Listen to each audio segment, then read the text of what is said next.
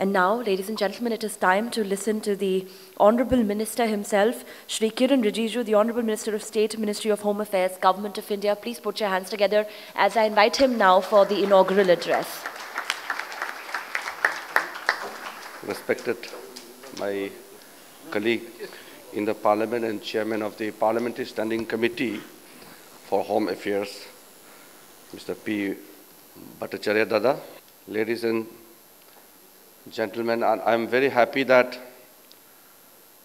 ASSOCHAM has once again taken a lead role in gathering us together to put our mind on very important issue of cyber security. And I'm also happy to see a very prominent people taking part here, including very dominant ladies are also present here, because normally we don't see much of the ladies' presence in security matter, and lots of foreign dignitaries are also here. This is one of the agenda where government is given lots of importance, and we are going to move forward on the agenda we have set for ourselves, because we have, as a government, sovereign duty to secure this nation. And we have to succeed in that. There is no place for failure. I'm also happy to see the participation of the Ambassador of United States and Israel, and our friend from Europe and from Brazil. United States, Israel and Europe, we have very strong working relationship in terms of understanding, sharing of intelligence and all other necessary things on this field.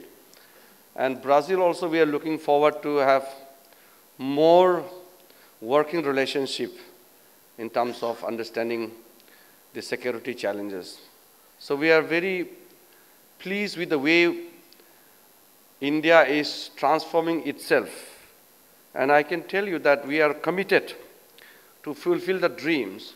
Digital India, where cyber security becomes an integral part of national security. And the Digital India being launched by the Prime Minister 2 months back, we have moved a long way since then. And it's very pertinent that the organizations like ASSOCHAM is taking a lead role and moving together hand in hand with the government.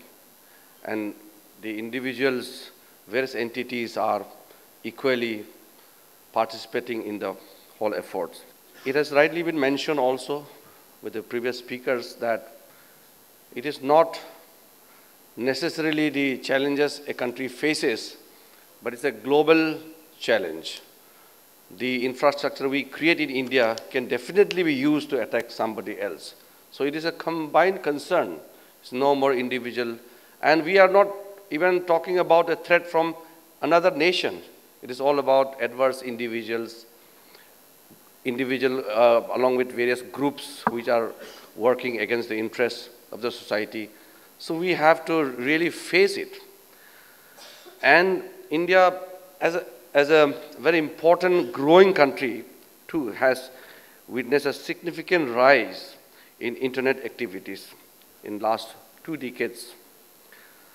Such phenomenal growth in access to information and connectivity has on one hand empowered individuals and organizations, but on the other hand posed new challenges to the government and its citizens. The organizations which are involved with the government do understand it.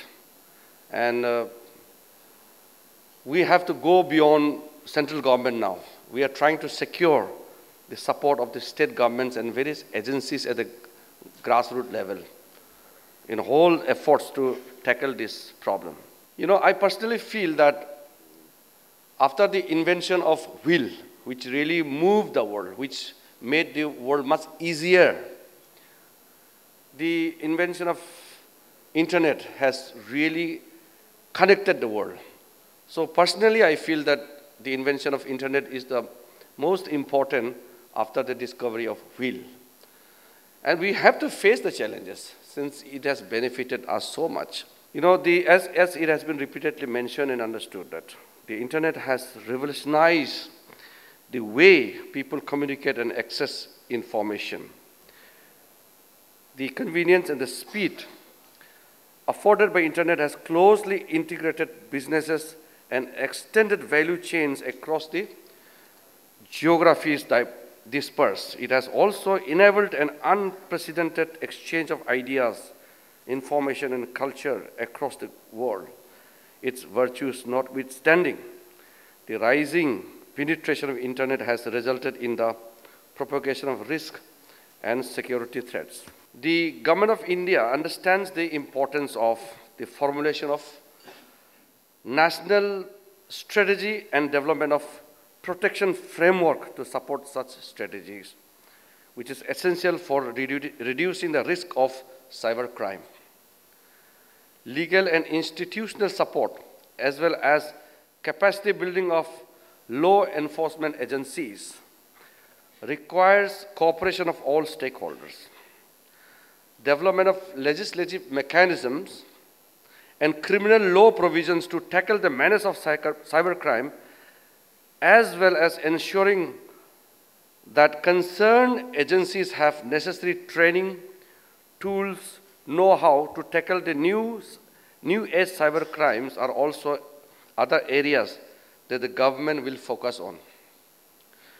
Cybercrime can only be effectively countered when there is proper coordination and guidance available for various stakeholders, such as the residents of a nation, industries, as well as the governments. In this backdrop, for a long time, the need was felt for policy framework to address the issues of cybersecurity, so as to protect the public and private infrastructure from cyber attacks and to safeguard information such as personal information, financial and banking information and sovereign data.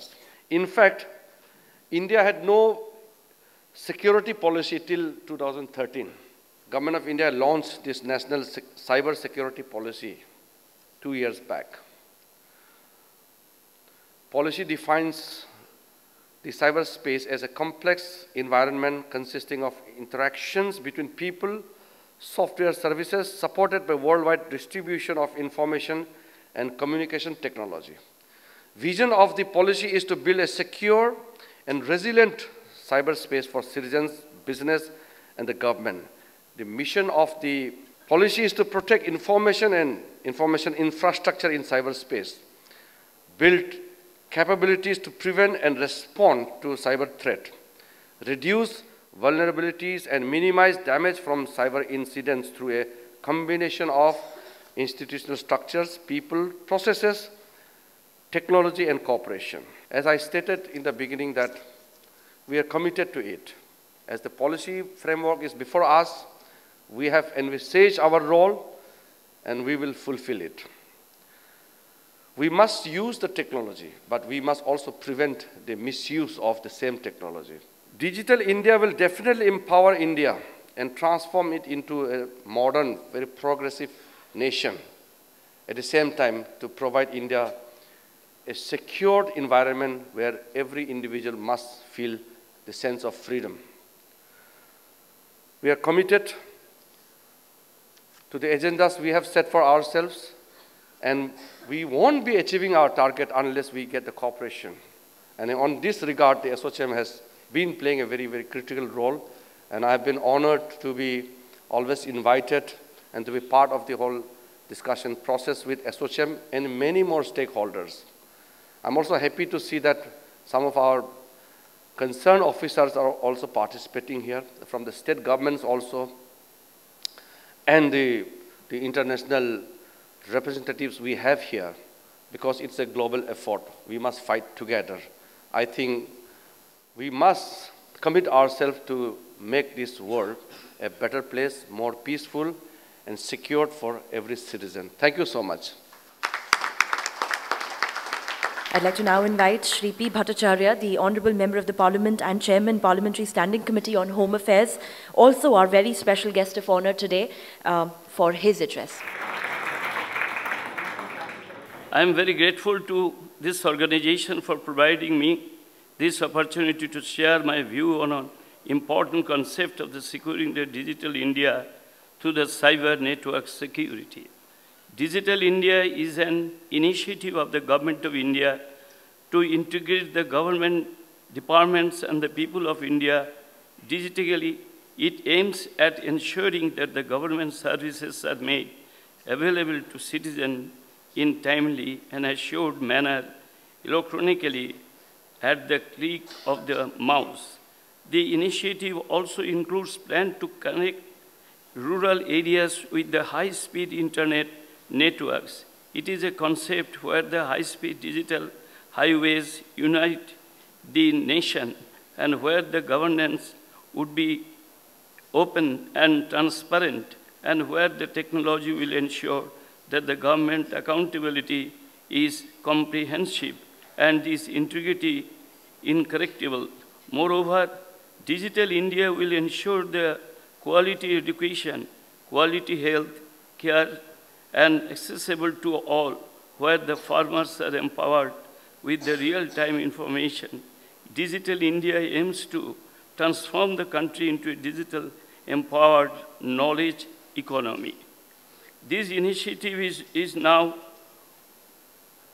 new one. Back in 1980, our former Prime Minister and the great visionary Rajiv Gandhi envisaged and initiated the revolution in information and communication technologies that later on completely transformed in India. He is rightly called as the computer man of India.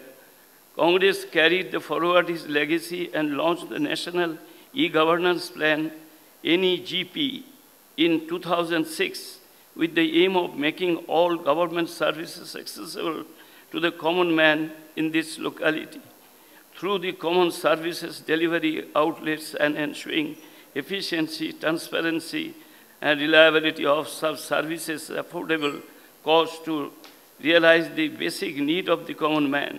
The Digital India program is nothing but a continuing and some ways of extension of NEGP. Digital India has the 3 core components. This includes the creation of the digital infrastructure, delivering services digitally, expanding the digital literacy. The Digital India vision provides the strength and impetus for further momentum and progress for e-governance and would promote the inclusive growth that covers the electronic services, products, devices, manufacturing, job opportunities. Digital infrastructure will focus on providing high-speed, secure internet, governance and services on demand, will stress on integrating the services across the departments and the jurisdictions and making the services available in real time for both the online and movable platform. Digital empowerment of citizens will lay emphasis on universal digital literacy and availability of the digital resources in Indian languages. The digital services will likely completely change the way the internet interact and experience the world around us. These we can already see in our everyday lives. Services like mobile banking, e-commerce, video conference are already transforming our lives and making us more efficient and smart. We do not need to go to our home or to go to marketplace or any other physical places like the banks, telephone exchange, shops to receive the information about the various products and services. We can receive any information anywhere, anytime in this digital age. It is having a huge positive impact in our efficiency and productivity. The extension of this concept of the government services implies the increased transparency, quicker delivery, and the better quality of the services which access the real-time information. You have to no longer go to the passport office to inquire about the status of your passport application. It is all available online. In the same manner, citizens must be able to avail of all services in the comforts of their home without any conventional barriers of the bureaucratic red tapeism and corruption. For enterprises, digital infrastructure can be a powerful enabler for the innovative ways of doing the business with the enormous cost saving and the critical competitive edge. Surely enough, Digital India program must aim at in the vision of the transforming India into a digitally empowered society and the knowledge economy. Thus, sooner and then later, India must transform into Digital India. The present government launched 1.13 lakh crore Digital India program, while the Digital India program aims at propelling the country's e-commerce industry and fostering India's transformation into the knowledge economy. A common viewpoint in that cyber laws, last mile connectivity, bottlenecks, and the feeble infrastructure could be major deterrent to the people on the ground success. The Digital India program will revolutionize the concept of the e-governance and ensure the faster delivery of services to citizens. Digital India program will provide added inputs to inflow of investment and create a job to turn the dream of the youth into reality.